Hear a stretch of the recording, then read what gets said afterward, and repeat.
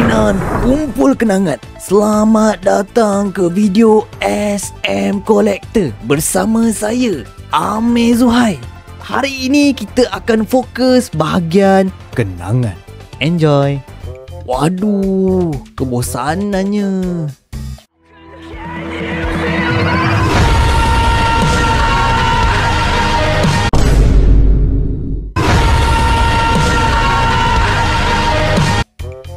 Wih, serius lah weh. Aku memang nak.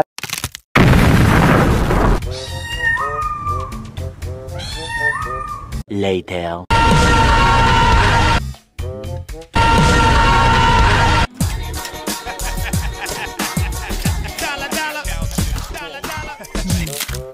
Aduh, sakit ya. Aduh, boleh buat apa je ni macam ni. Tengok cerita berboboy je lah. Episod lepas ni jadi apa?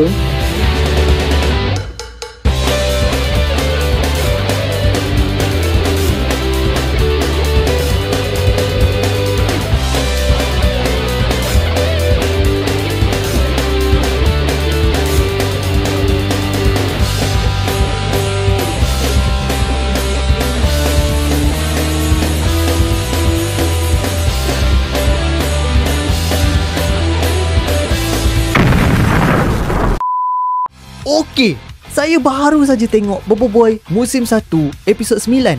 And the first 10 minute of the show memang boring sebab Papa Zola tak reti main dam. Episod kali ni pasal bertarung dengan raksasa tidur menggunakan dam haji untuk keluar daripada mimpi raksasa tidur. Pertarungan antara Papa Zola dengan raksasa tidur memang bosan kerana interaksi mereka agak kekok dan lama. Nasib baik Tok Abah ambil alih untuk round 2. Baru seronok sebab Tok Abah dia pandai main dam.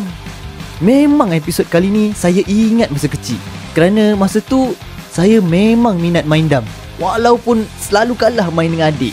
Yang paling saya ingat adalah apabila Adudu naik haji, terus dahi dia kepala bertinggi kalah KLCC. Memang kelakar.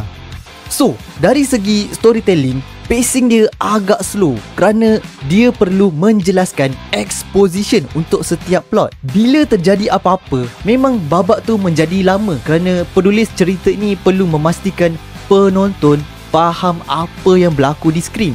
Tetapi setelah plot-plot itu sudah establish, babak yang seterusnya terus menjadi seronok dan menghiburkan.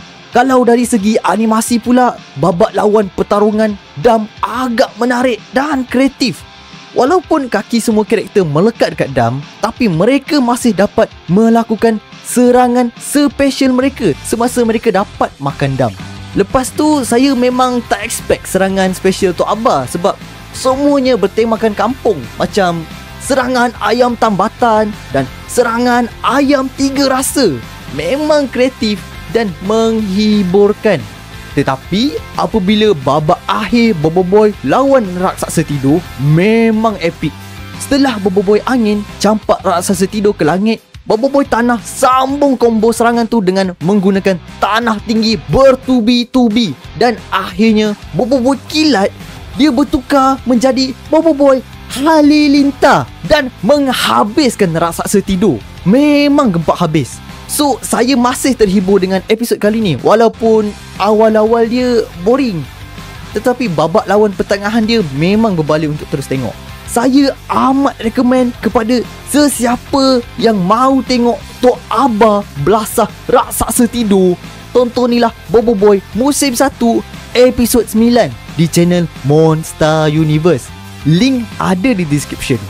Ingat ya, jangan jalan tidak tengok jalan.